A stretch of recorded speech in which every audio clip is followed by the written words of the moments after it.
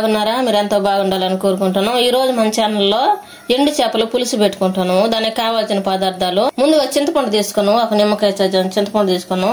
పెద్ద నిమ్మకాయ సైజు తీసుకోవాలి. తర్వాత ఎండు చేపలు తీసుకున్నాము.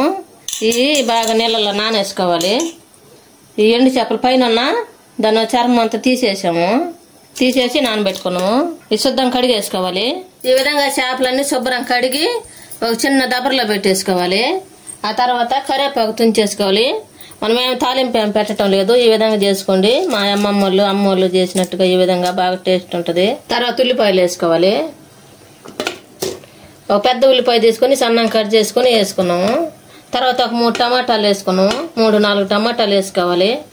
మాకు ఎక్కువ పులుసు కావాలంటే మరిన్ని టమాటాలు వేసుకోవాలి. తక్కువ కావాలంటే తక్కువ వేసుకోవాలి. ఈ విధంగా టమాటాలు సన్నం కట్ చేసి వేసిన తర్వాత పసుపు వేసుకోవాలి. 1 స్పూన్ దాకా పసుపు వేసాము. తర్వాత కారం వేసుకోవాలి. మన పైసీకి తగ్గట్టుగా కారం వేసుకోవాలి. ఒక 2 స్పూన్లు కారం వేసుకున్నాం కదా, ఒక 2 స్పూన్ల దాకా ఆయిల్ వేసుకుంటాను. ఉప్పు వేసుకోవాలి. మనకి ఎండు చేపల్లో ఉప్పు ఉంటుంది కాబట్టి ఇప్పుడు కొద్దిగా వేసుకోవాలి.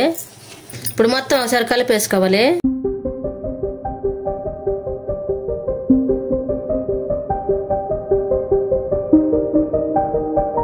ఇప్పుడు ముందుగా మనం చింతపండు తీసుకున్నాం కదా, అది కలిపి రసం అంతా తీసేసుకున్నాము. ఇప్పుడు చెయ్యి అడ్డం పెట్టి పోసేసుకోవాలి. చెయ్యి కాకపోతే మీ దగ్గర జల్లెడు ఉంటే జల్లెడు అడ్డం వేసుకొని పోసేసుకోండి.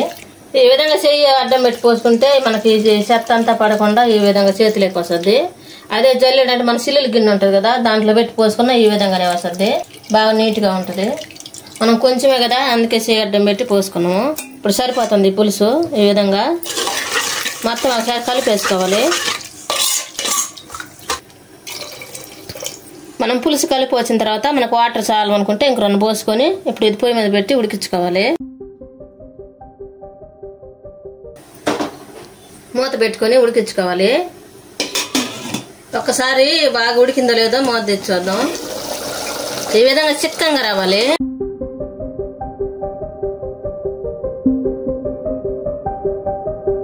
ఇప్పుడు స్టవ్ ఆఫ్ వేసుకోవాలి. ఇప్పుడు స్టీల్ గిన్నెలోకి తీసేసుకోవాలి.